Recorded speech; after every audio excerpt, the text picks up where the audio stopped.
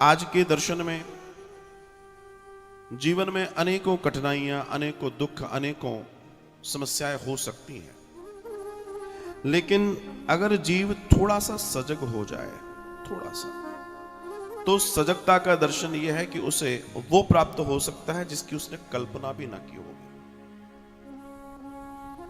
और इस कल्पना को जानने और समझने का जो दर्शन है वो ये नवरात्र और ये दिव्य कथा, इस पूरी पृथ्वी पर, इस पूरे ब्रह्मांड पर,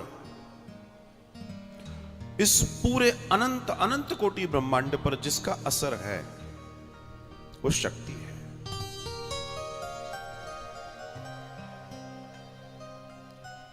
जो शिव के त्रिशूल से काम होता है, शिव का त्रिशूल जो कार्य करता है वो किस शक्ति से करता है, सुदर्शन चक्र किस शक्ति से चलता है, और ब्रह्मा किस शक्ति से सृष्टि करते हैं, वो शक्ति कौन है? हम उस शक्ति को जानने बैठे हैं। वो मूल, वो बुनियाद, वो क्या है? और जिसने उसे जानने की चेष्टा कर ली या जान लिया तो समझ लीजिए उसने सब जान लिया। आज नवरात्र के तृतीय दिवस में हम प्रवेश कर रहे हैं। आज मां चंद्रघंटा का पूजन और अर्चना का समय है। मां अनंत ऐश्वर्य की धनी इन नवरात्रों में अपने अपने दिव्य दिव्य दर्शन को देकर हम पर कृपा करती हैं। तृतीय दिवस माता चंद्रघंटा की पूजा अर्चना की जाती है और चंद्रघंटा का जो दर्शन है, जो मूल दर्शन है, राक्षसों का वध करने के लिए मां ने इस स्वरूप को धरा। दर्शन आता है कि भक्तों के दुखों को दूर करने के लिए हाथों में त्रिशूल, तलवार और गदा उन्होंने धारण किया हुआ है। माता चंद्रघंटा के मस्तक पर घंटे के आकार का ही अर्धचंद्र बना हुआ है, जिस वजह से भक्त मां को चंद्रघंटा कहते हैं। और मां बड़ी कृपामयी है, बड़ी कृपा करने वाली है, दुखों को दूर करने वाली है। प्रतिदिन आपको मेरे अन्य वीडियोस के द्वारा पता पड़ता है कि आज की साधना, आज की पूजा हम कैसे करें। मां को, मां चंद्रघंटा को पूजते समय जिन चीजों की आवश्यकता होती है, जैसे मां को, जैसे आज पूजे, रात्रि साधना में बैठे तो लाल आसन पर बैठे।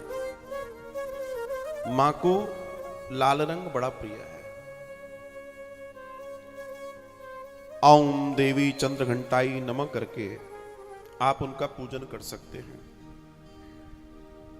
मां चंद्रघंटा को सिंदूर, अक्षत, गंध, धूप, पुष्प अर्पित करें। मां को जिन चीजों का भोग लगता है वो दूध से बनी हुई मिठाइयां होती हैं, जिन्हें दूध से बनाया जाता है। उस पवित्र भोग से मां प्रसन्न होती हैं और अनंत कृपा, अनंत अनंत कृपा बरसाती है। किसी भी तरह के दुख को नाश करने वाली मां चंद्रघंटा है, किसी भी तरह के दुख को।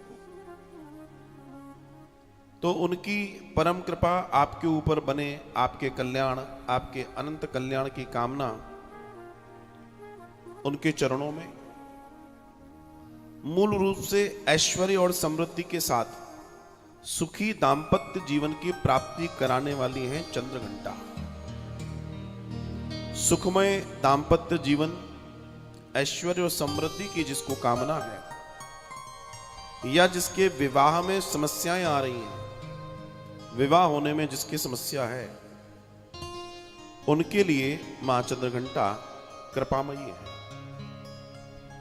तो आप उनका पूजन, उनका यजन करके अपने आप को कृपा के साथ जोड़ सकते हैं, उनकी अनुकंपा के साथ जोड़ सकते हैं और अपने ऐश्वर्य को प्राप्त कर सकते हैं। ये समय बड़ा कीमती, बड़ा दिव्य है, जिसे हम अपने आप इस आनंदमयी दर्शन के साथ जोड़कर आगे बढ़ सकते हैं।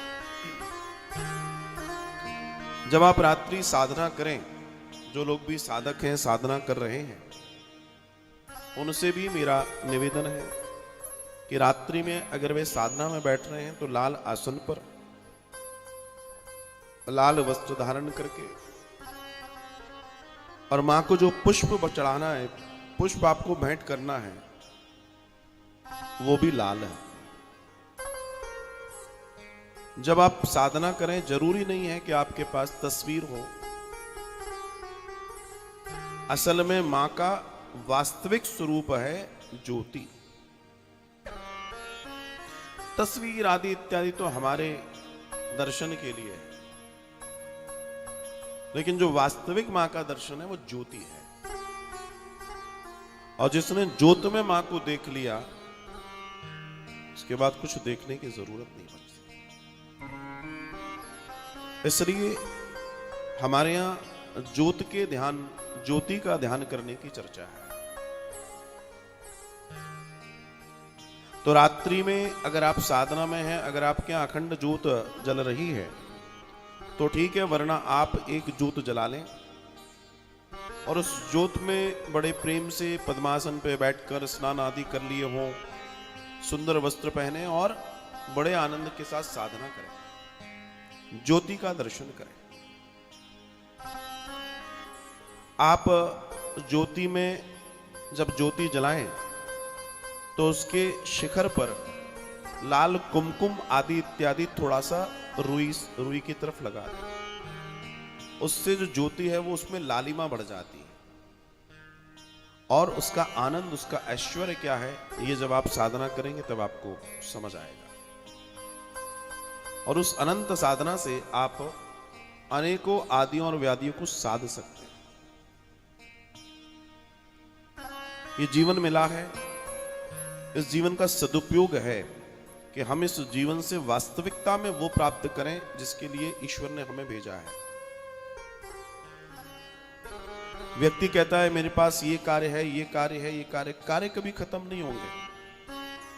न जाने कितनों जन्मों से हम लोग कार्य ही करते आ रहे हैं और अगर इस बार भी हम लोग अपने आप को नहीं साधे तो तय मान के चलिएगा आगे भी आप कार्य ही करते रहेंगे।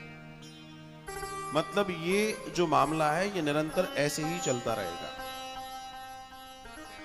इसलिए जितना हो सके, अगर आप 10 मिनट बैठ रहे हैं, 50 मिनट बैठ रहे हैं, मुझे फर्क नहीं पड़ता। मेरा निवेदन है आप 5 मिनट भी साधना में बैठ रहे हैं तो मनसा वाचा कर्मणा से सिर्फ साधना कीजिएगा।